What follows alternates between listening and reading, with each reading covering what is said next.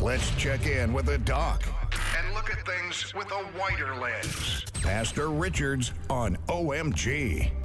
This is how we bring it down right here with 106.9 FM, trying to look at things, like he said, from a different kind of lens. Dr. Richards. So, Doc, how you doing this Monday morning, first and foremost? Great. I'm alive and well. Yeah. Give thanks to God for another opportunity, another week. Yes. Trust that you are well. I am. Mario. I am. It's just myself and Flex here today holding down the fort. So I heard Bing earlier. Yes. I didn't get everything, but I think I got Bing. I didn't get the. I don't know if Mr. Weeks came on this morning, but I didn't he get did not. that. He did not. So in and out. So all the best to Bing as he continues his journey. There's a whole lot of parallel between what Bing is feeling right now and the whole coronavirus thing. People love getting back to normal, Bing. You hear me? And you just testified about the therapeutic value of getting back to normal, or your version of normal. I listen to you. I listen to Bing very well, and I mean, what he is facing, hear me well. I'm not minimizing it. I wish him well and totally understand because his grave is severe. He talked about the what the doctors are saying him, the advisors are saying to him, or the people in the know are saying to him about his health. And he actually said this could be a stroke or a heart attack. No, that's not playing games. Those are major life-threatening with the possibility of being life-ending. So those are major things. You follow me, Mario, right? And I listened to Bing, and he was well advised. The doctors are advising, boy, take care of yourself. You can't take chances. Follow this regimen.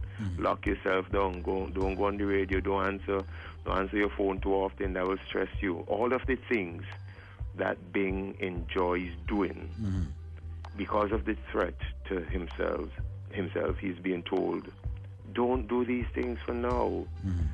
And the effect that Bing it is having on Bing. Now, you listen to him, and the audience, the radio audience, listen. We all listen to him. And the basic of it is Bing say, I have to do these things, but I don't like it. And furthermore, I am raring to go. I think he even said, boy, I'm going to try a different doctor. And depending on what he tells me, I am going to be back there in the studio soon. He said, my life is my air. That's where I get my energy. That's where I get my little... That's where I get my vibe, you know? That's where I feel like, I am really in my groove. Yes. And Bing's situation is not unlike a lot of people who have been operating in their normal and have had their normal disrupted by the advice of the experts and are saying, you do this, you do that, you do that. If you want to live, you do these things. And people are raring to go and get out. And Bing testified to the therapeutic value. And he also testified to the psychological impact of being shut off from the constructs that make your life basically have meaning. And when you are shut off from these constructs that bring the meaning to your life, you're putting, and I'm speaking from someone who dabbles a little bit in psychology from that perspective, you are too rapidly changing what someone understands about their life. And you cannot, rapid change like this, particularly on a psychological level, rapid change like this is really difficult to handle psychologically. And so the exigencies of the situation, the vagaries or whatever you want, whatever word of the situation there with the pandemic is forcing people to be disrupting their normal, basically moving away from all of the constructs that really give their life meaning. And many of them probably have the same testimony as Bing this morning.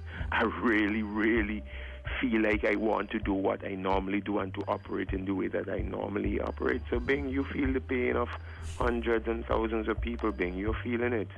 And I think you're in a position now to understand when the health experts tell people do this or do that or do that, you're in a position to understand better why they are raring to go, why they are pushing the limits, why they are pushing their horizons, hopefully to get back to their normal, because they feel like they will be able to breathe better, be more themselves, and it's just healthier psychologically for them. So I didn't even plan to say that even to the very minute I came on. I didn't plan to say that, but I just thought I'd say it, Mario. Yeah.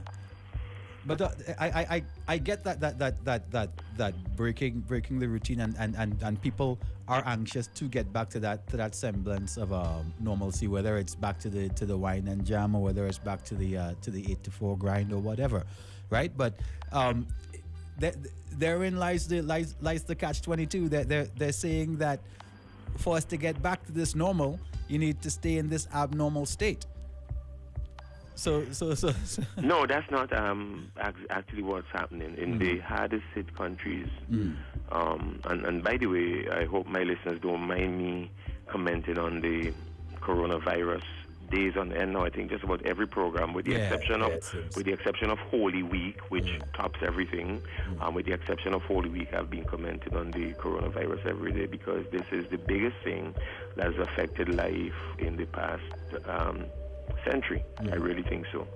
And that's why I commented on it. To your question, Mario, and to correct you, the models that we are seeing in the hardest hit countries, and particularly one that was hardest hit and closest to us, is the USA. The model is really, and I talked about this last week, pushing. I gave two ends of the pendulum. The initial end was push towards lockdown, which was, with ultimate lockdown, shelter in place being shelter in place wherever you are, not even shelter at home, but shelter in place being one pole or one extreme, and life as normal, open the economy and open up society to function as normal, being the other extreme. And in the early case of the virus, as we follow the life pattern of this virus, countries moved real towards the extreme of closing down in varying degrees, mind you. Not everyone got to the shelter in place. Some did curfews and other things, but generally the general push was towards some version of that extreme of closing down. And as the people got a better grip on the virus and understand its path, that it's peaked or close to its peak, or most of them are saying it's past its peak. Yes, they're getting more cases every day. Yes, they're getting more deaths every day. Yeah, we know this. But what they're doing now, I said this last week, that the countries, and especially the USA, which most people have been following closely, are moving towards how we can push to the other end of the pendulum, how we can open this thing up responsibly. So basically the trend this morning, if we are following trends and we are looking for models, the trend of what we think to be responsible countries will be moving towards thinking through what is the pathway and towards the opening up of the economy and the opening up of the country and the liberties that people used to enjoy. Now, so that's the first thing I want to make very clear. So the people who are pushing still at this juncture, pushing hard for lockdown, or pushing hard for additional barriers, or pushing hard towards shelter in place or stay in your home and all of this thing, they are against the norm. The norm right now, I think 32 states, they allow their shelter in place order, the shelter in place order, to expire. That actually had a shelf life of X amount of days. Yes. And so that shelter in place for most states have been basically expired. There are a couple of places where it was extended, mind you. So I am very aware of that. I like to give all of the facts. I'm very aware that some pushed it back to the 15th. Yeah, the 15th. And all of that. I know Alberta in Canada, Calgary. They pushed it back to the 15th also? The 15th, yes. 15th, yeah, I'm aware. Also in the United States, some pushed it back to the 15th. But the general consensus and of the governors have been, how can we? Because the reality is what they're trying to do, having realized that probably coronavirus is going to be a reality for a long time. It is not like the flu that it popped up and then it is gone after X amount of months. Apparently, the coronavirus is going to be around for a while. That's what they're saying. And right now, because of for whatever reason, let me not give the scientific reasons they're giving. For whatever reason, as summer approaches, it is on. We are seeing the diminution of the thing, and that is just fact. All right, and I'll show you where I'm going with this. But again, like I said last week, it is likely to have a resurgence in the fall. Again, seemingly temperature related. So we have to bear that in mind. But while it is going through this diminution, the awareness that is going to have this resurgence is forcing not the thinkers, but the people who call the shots in society, they're beginning to think differently now. This is not something that we shut down for 14 days or 1 month, and then we control the thing, and then we open back up and we're good to go. No, they're realizing, Mario, that, wow, this thing is going to be with us. Even if it diminishes for a while, we have to figure out how. Basically, last week I also called it the lion in the street. And I said, you can't just say, well, there's a lion, and this is from the Bible, I think Proverbs 16:31. There's a lion in the street. I can't go. You have to know. They're realizing, boy, we've got to maneuver. If we can't kill the lion immediately, we have to figure out where this lion is, and we have to maneuver our way around the lion. And so the responsible governments, hear me now, are now on this track where they're trying to figure out, like with AIDS, and this is with us, we have to figure out how to live responsibly with this thing. So the moves that are being made now are, again, counter to the earlier moves of lock the thing down, lock us down. The moves are now basically towards opening up. Now, what does that mean? The word I got out of, like, I called someone in Texas.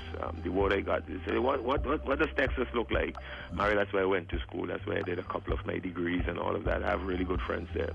What does Texas? Well, you know, we are marginally coming out. Not many people are coming to the restaurant. So it's a slow trickle back to normal. I think as I said, what's the recommendation? And what I got is that the recommendation is a morphing of the social distancing rule. Now, hear me, which moved from the extreme of, look, you got a lockdown. Now, they're allowing certain businesses to open up, and then certain places of public gathering, like restaurants, they're saying 25% capacity up to the end of May, I think. I might have gotten the date wrong, but not the percentage wrong. They're saying, okay, you can operate at 30% capacity. Just follow where I'm going with this. Operate at 30% capacity at that period. During that operating period, you are going to instill certain safety measures and all of that. Your staff, they're going to learn this new normal, what they're calling it. They're going to learn how to operate with the knowledge that COVID is a reality. They're going to be temperature testing patrons to the restaurant. They're going to be taking addresses or emails of patrons who are coming into the restaurant, and all of that should something happen. So they are learning.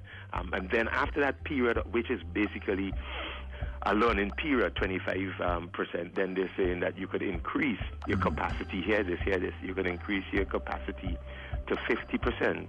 So that by the time the equinox, by the time the summer is really in full, in mid-July, by the time summer is really in full, there's a hope that they would be back at 100%. What this is saying to me, this is saying that the state is seeking to get back to a sense of normal, to a sense of functioning with the awareness that we have certain precautions so that we can live with COVID. And I thought that is a really good model for not just states, but for countries to be using, including St. Vincent. How can we think through, set procedures and measures in place that these bear in mind what our risks are, and therefore mitigate against them by certain limitations, so that we can incrementally be moving towards normal. And again, so when I hear people speak or comment or write in a way that seems to be driving us towards the extreme that has been abandoned by most countries.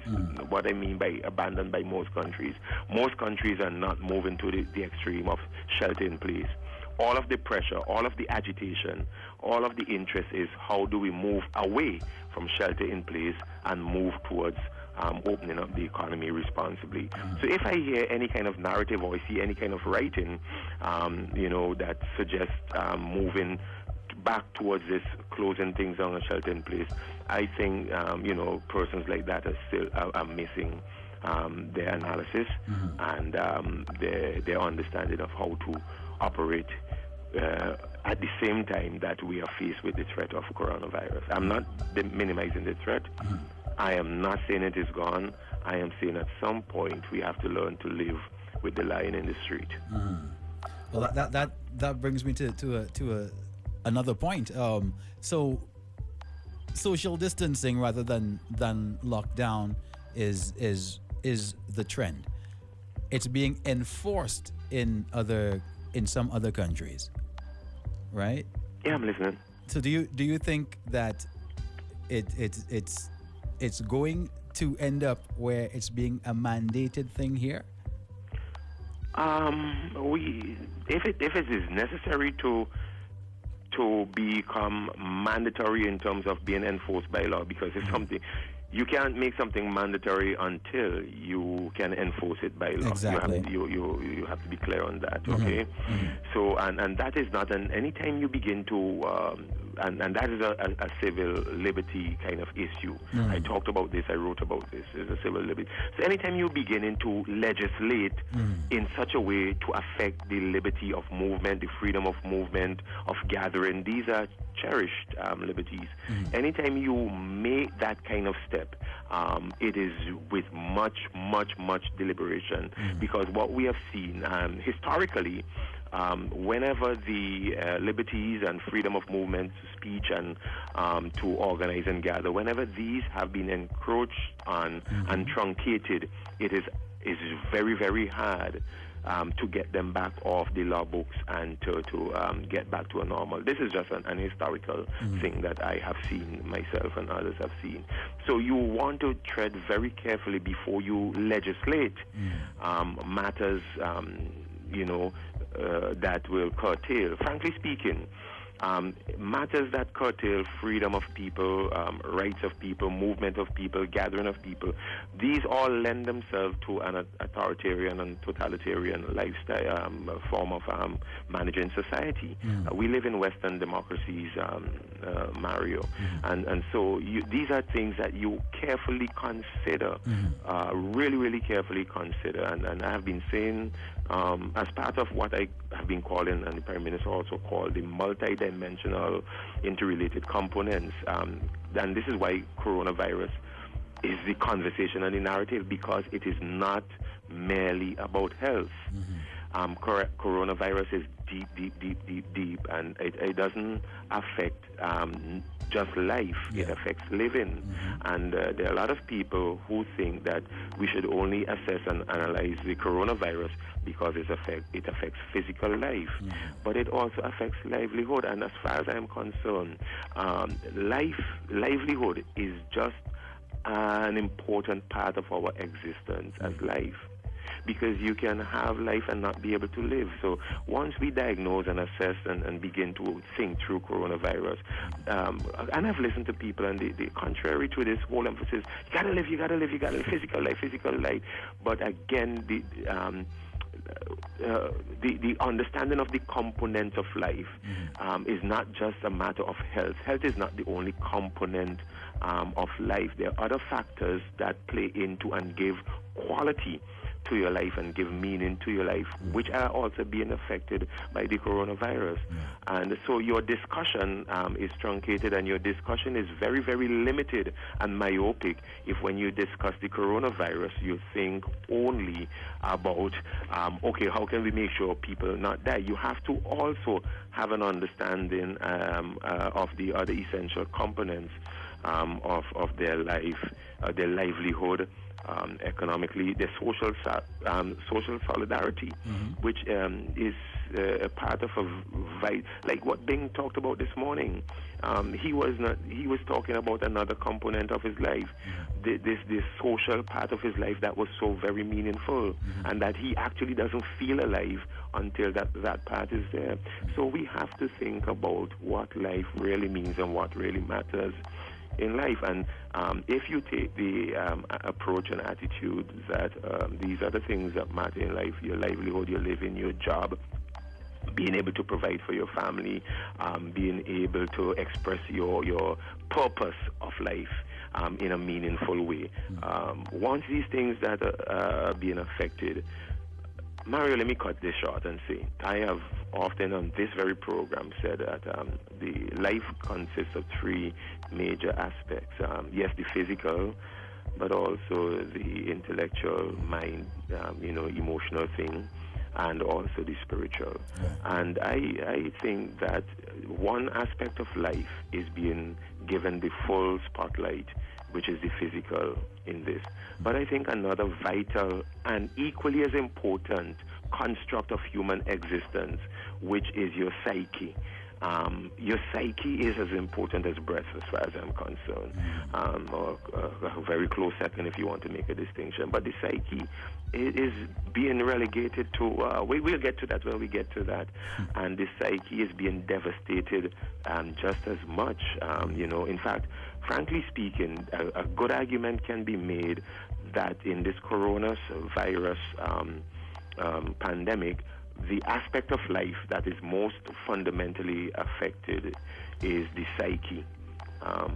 That's for another discussion, but I mean that's really going through some devastation. So we have to think through, what this is doing to the psyche. Mario, that's for another discussion. Truly, it's deep. Yeah, I mean, I talk because of my field. I talk with people who are not affected physically affected by the coronavirus, but the what it has done to their psyche. I know of people who have already lost jobs and concern about family, the frustration, the disruption that's there, the panic. I mean, this thing is affecting so many people, and I want to focus on the people who are being affected. Thankfully, in St. Vincent here, our physical impact in terms of the spread of the coronavirus and the COVID-19. I really don't know figures for the COVID-19 at all. I don't know, like I said last week, if people are dying of the thing. I think not, or if people are coming down and are in hospital or isolation suffering from COVID-19. I think not. So frankly speaking, I really feel like where the health is concerned, we have a good report there. But I think on the other aspect of it, in not just physical life, but livelihood, the sense of who you are, the psyche of the people here. I think that's where we are feeling the devastation right now in St. Vincent and the Grenadines, and I don't think that should be diminished or overlooked or underappreciated, and I think we need to talk about that and how we can restore that. And one of the ways in which we can restore this is really pushing our society at the other end of responsibly pushing our society to the other end of the pendulum, which is how we can get people back to their normal functioning. Okay? I hear you. All right then. Thank you for the opportunity. God bless those who are putting their faith and trust in Him, that He would not disappoint, that He would come through for them. Keep your faith and hope in God. Mario, that has been my anchor through all of this, which there's a song that says, "My anchor holds." And the older ones know that we have an anchor that keeps our souls steadfast and sure while the billows roll. When social life is being disrupted all around you and nothing seems to be in its place, the one thing that we can hold on to is the immutable, never-changing, constant God. And once you have a constant in your life, I am speaking of the value of not just faith in God. I'm speaking of the value of that in my life. Mario, it's a constant. It's an axis around which the rest of my life revolves. And when everything else gets shaken, it is because I have a faith in God. And people can parse that and dissect that how they want. But because I have a faith in God, I could actually say like Job, even if he slays me, I will still trust in Him. And when you have that kind of belief in God, that come hell or high water, you got God and God's got you. You're able to better handle, life vagaries and situations and circumstances. So I would want to strongly recommend this morning a faith in that kind of faith in God that can see you. In fact, this is the hallmark of who we are as a people in St. Vincent. We sing it every time we sing the national anthem. Whatever the future brings, our faith will see us through. So I hope you have that kind of faith in God that will see you through, so that the national anthem is more than mere words to you. Our faith in God will see us through. And we will come through this. Trust me. Take care. Bye. Thanks a lot, Doc. That was Dr. Richards here on Boom 106.9 FM. It's almost time for us to jump